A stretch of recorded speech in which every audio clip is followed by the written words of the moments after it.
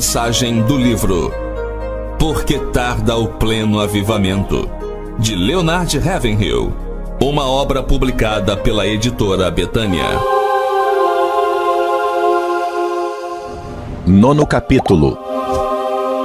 Precisa-se profetas para o dia do juízo.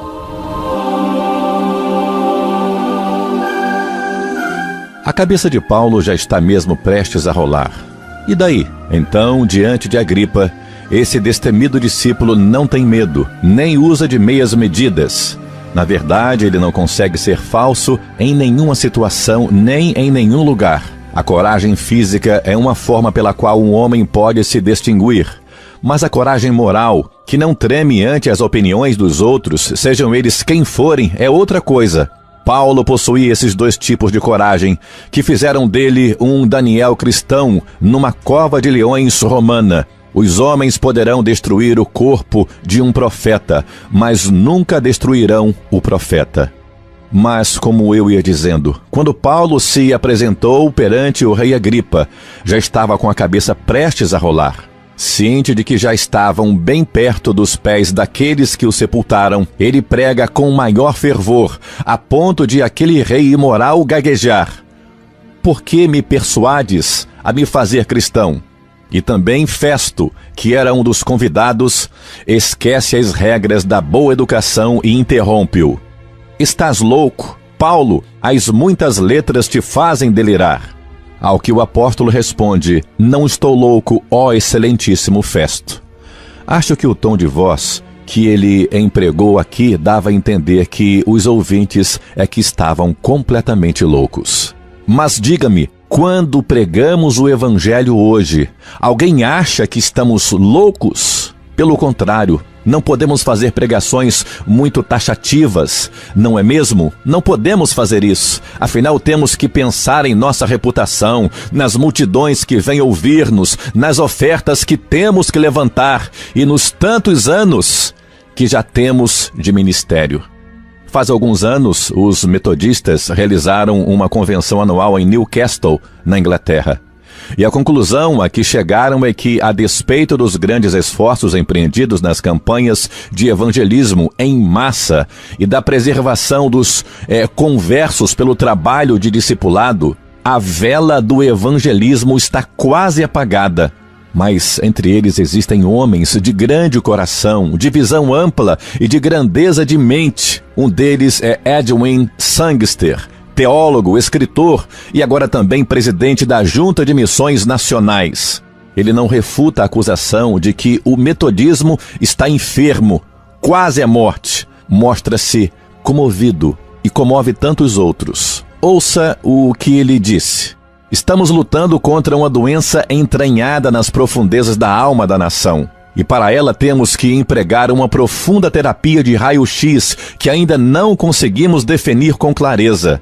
E depois ele acrescenta: "Acredito com tristeza que o agnosticismo está se desenvolvendo na Inglaterra em vez do avivamento que os metodistas tanto desejavam. E creio que mesmo que o número dos presentes fosse menor, poderíamos ter a conversão de todos eles. Mas o que acontece é que até os que estão nos púlpitos têm problemas de incredulidade. Enquanto a igreja vai se tornando fria e ineficiente, as cadeias e as varas de família, onde se julgam os divórcios, estão cada vez mais superlotados. Deve ser este o clamor dos mártires. Não julgas nem vingas o nosso sangue dos que habitam sobre a terra? E dos vivos, quero dizer, dos que realmente estão vivos, que têm a vida de Deus, será: julga a minha causa contra o meu adversário. Não fará Deus justiça aos seus escolhidos, a que ele clama dia e noite? Não há dúvida de que se aproxima o momento em que Deus não poderá mais aplicar a sua graça, e então o castigo será inevitável. A quem muito foi dado, muito será cobrado. Há milhões e milhões de indivíduos em trevas por não terem luz. Contudo, as grandes democracias são os maiores culpados, pois possuem luz, mas abafam-na, escondem-na debaixo de um alqueire, chamando comércio, ou de uma cama chamada ociosidade. Certamente um pecado como esse, tão semelhante ao de Sodoma, merece um castigo igual ao dado a Sodoma. Eis que esta foi a iniquidade de Sodoma, tua irmã. Soberba, fartura de pão e próspera tranquilidade teve ela e suas filhas, mas nunca amparou o pobre e necessitado. Ezequiel 16:49. E nesses dias, em que vivemos dias de iminente destruição, precisamos de profetas, de homens santos, que falem da parte de Deus, movidos pelo Espírito Santo de Deus. E se Deus não estiver operando através dos pregadores, acho melhor pararmos de vez.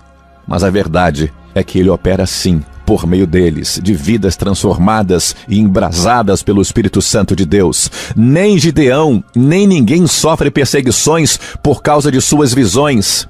São as suas ações que provocam a ira daqueles que foram ofendidos. Basta que Gideão saia à meia-noite e derrube o poste ídolo de Baal, para o inferno descarregar sobre ele toda a sua fúria.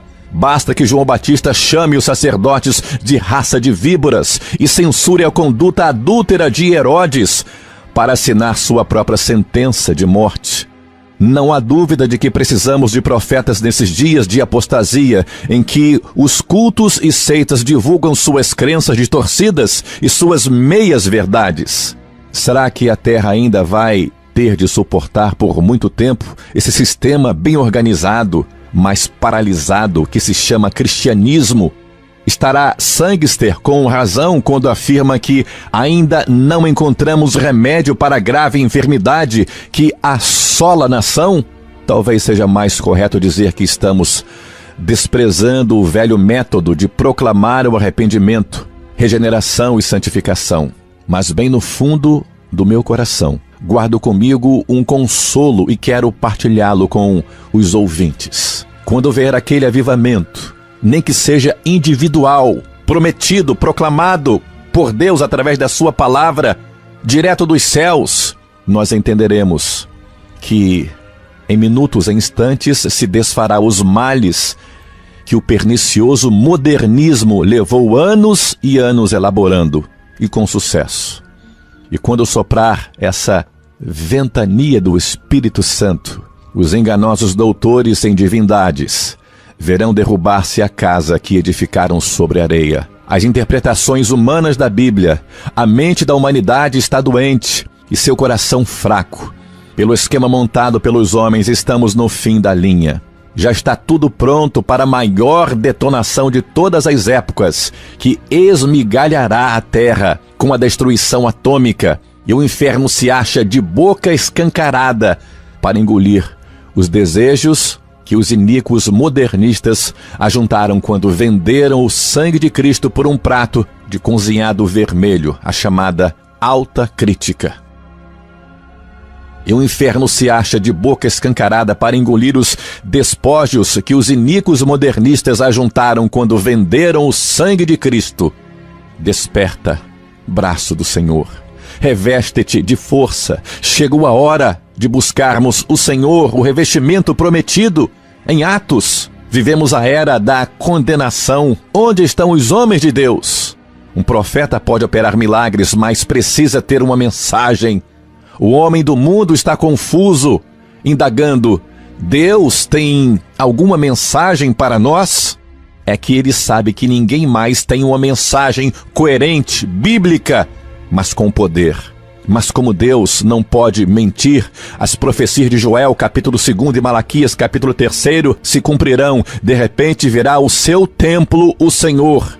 Que maravilhoso consolo para nós hoje, nesses últimos dias. No momento, a sequidão, no dia seguinte, a libertação. A chuva, serôdia e temporã.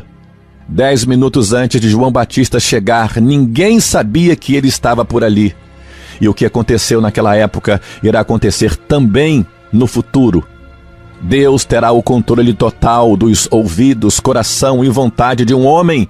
E alguns que no momento estão passando despercebidos surgirão proclamando no poder do Espírito Santo as verdades encontradas na palavra de Deus e que são imutáveis. Suas palavras serão ardentes como metal líquido e Deus espera com grande paciência. Mas quando ele se erguer, quem pode suportar o dia da sua vinda? E quando o Espírito operar, pessoas que agora estão entregues ao pecado irão quebrantar-se e se arrepender. O Kremlin estremecerá quando souber da operação sobrenatural de Deus que estará ocorrendo na China. Que Deus suscite logo um avivamento na China, Rússia, Alemanha e outras nações que estão sendo queimadas com o fogo do comunismo.